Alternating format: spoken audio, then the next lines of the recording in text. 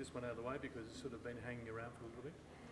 Yeah, obviously to re-sign again is always good to get out of the way before the season starts. So all the concentration's on footy. So I'm really excited about the future and where we can go. It's a flexible deal, allows you to play in Japan as well. Yep. Do you know what you're going to be doing there? Obviously playing some footy. I think I'm obviously really happy that they've allowed the flexibility of me to be able to go to Japan. I felt like I needed a little bit of a change up without leaving the Brumbies full time. So I'm glad it's all the stars have aligned and I'm able to go and play some footy over there and experience a different culture. Have you got a deal to go to there yet? Yeah, I think it's pretty close. Obviously, to go there is you got to have something lined up. So it's all there, and I'm sure you guys will find out about that whenever they decide. So how will that work? You'd go there during the pre-season here?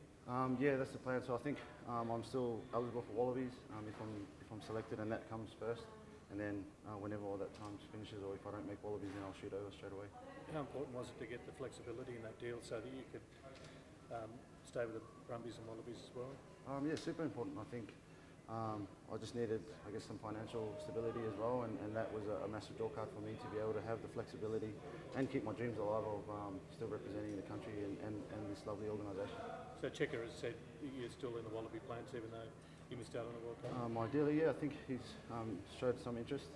Obviously, your footy's got to do the talking first, so it's a long way away from worrying about that kind of stuff, but as long as that flexibility is there, I'm really happy. Did you seriously consider looking at other options overseas rather than sticking with the Brumbies? Yeah, absolutely. There was definitely a lot of offers from Europe, the UK and all that kind of stuff, but ideally, initially, I'd love to stay here and as long as I can. The hardest thing was, I guess, to go to Europe now. I don't have the 60 cap window where I can come back, and that was the deciding thing for me. I still think I've got more to give to Australian rugby, and that's the plans for the next couple of years. It's been a long time in Canberra now too. Feel like home here now? Yeah, I was just saying earlier, I'm a bit of the furniture hanging around here at the Brumbies, but I'm definitely stoked. I mean, this place has played a big part in my life, in my journey growing up as well. So yeah, I'm excited about what's ahead as well, and definitely happy about being at such an amazing organisation. It's going to be a bit of a different looking squad next year, isn't it? Obviously with Matt, having announced he's going off to Leicester, and obviously Steve going off to Queensland, and obviously be one of the I suppose most experienced players here at the Brumbies. Yeah, obviously disappointing to lose those guys, but I guess that's the business we're in footy, and everyone's going to make their own decisions on where they want to play. It's going to be different, but I'm confident that the rugby program here, which is a big reason why I was staying in the culture that's set up here, is fantastic, and it's going to be hard to leave, and that's the biggest thing as well. You're trying to keep players here as long as you can, and if your rugby program is pretty good, then you've got every chance to do that.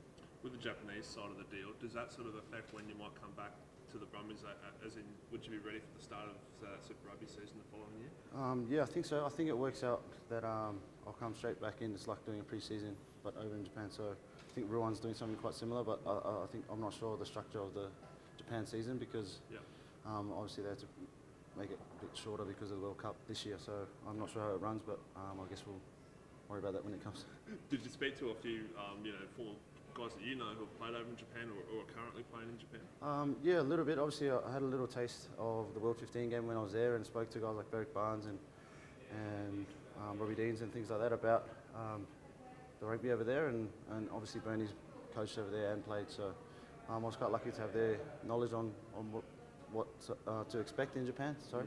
So yeah, it definitely helped with that decision as well. Because Ruan's doing something similar, I think, at the moment, isn't he? He's obviously come back to the Brumbies and still playing over in Japan. Yeah, so quite rare for a prop to be able to do that, and good on him. I think he'll hopefully be excited about coming back and rejoining the group.